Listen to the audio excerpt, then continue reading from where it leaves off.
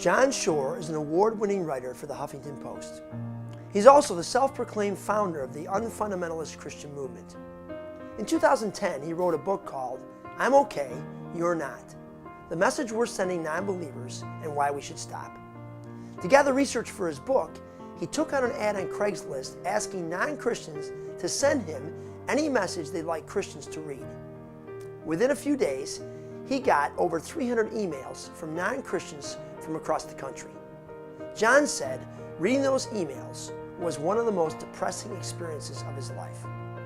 The main thing that baffles and angers me about Christians is how they can understand so little about human nature, that when in their fervor to convert another person, they tell that person, as they inevitably do in one way or another, you're bad and wrong and evil. They actually expect that person to agree with them. It pretty much guarantees that virtually the only people Christians can ever realistically hope to convert are those with tragically low self-esteem. I have no problem whatsoever with God or Jesus, only Christians. It's been my experience that most Christians are belligerent, disdainful, and pushy.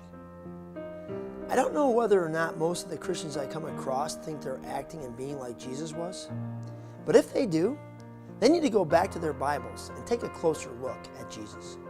John said the most common message he got was basically this: why do Christians hate us so much? David Kinnaman, the president of Barna, has spent many years studying the decline of the church. His conclusion? We need to move in a new way if we want to have any impact on people's hearts and lives. I agree. We've got a serious image problem. But the truth is, this new way we need to move isn't really new at all. It's really a very ancient way. It's the way Jesus walked, the way the early church moved. We love to focus on the words of the gospel. Jesus was the Word made flesh, not just because he was born a human, but because of how he lived. Jesus noticed people and understood their needs. He prayed for people and listened to them. He asked insightful questions to bring them into conversation. He welcomed people with no thought for his own reputation. Jesus made people feel loved, not hated. This incarnational approach made people want to hear his words and want to know his Father. In all of our modern efforts to share the gospel, we've forgotten about the blueprint that was drawn for us thousands of years ago. We've become so mesmerized by our books and systems and cliches and techniques that we've ignored the path Jesus walked before us. And I think his way is so much better. I've taken kids to camp in Woodland Park, Colorado for years. Okay, for decades. The highway that goes there is 8 lanes wide and goes 75 miles per hour. It's quick, it's easy, it's fast, and it's the only way we've ever gone.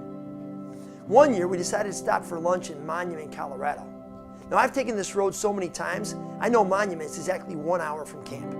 As we sat in the Boston market having lunch, this little old lady walked up to my wife and I. She asked us where we were going. Woodland Park, Colorado, Quaker Ridge Camp. Then she asked us kind of a weird question. How are you going to get there? That's obvious, the fastest way. Take the highway into Colorado Springs and up into the mountains? It's the only way to go. No, it's not. In fact, it's not even the best way. Then she tells us to come outside with her, takes us behind the restaurant, and points. Do you see that dirt road going up the mountain? That's the old road, before the highway ever existed. That's the best way to go to Woodland Park. And it will take you 1 hour, same as the highway. The next thing I know, we're driving up this dirt road at 15 miles per hour, climbing this mountain slowly but surely. As we came around one of the corners, before us opened this unbelievable valley, this view we had never seen before going 75 miles per hour. And then we saw animals and rock formations and cliffs and plant life. This ancient road was definitely the better way. Oh, and by the way, we arrived in Woodland Park in exactly 1 hour. The church has tried all the fast 8-lane highways of evangelism. What if we were being asked to look again for the ancient way? What if we are being called back to a way that has been lost? Jeremiah 6:16 says, "Stand at the crossroads and look, Ask for the ancient path. Ask where the good way is and walk in it. If we want to change the world, change lives, be a movement that people take seriously, we will have to learn these lost arts, this ancient way. Will you take the better path?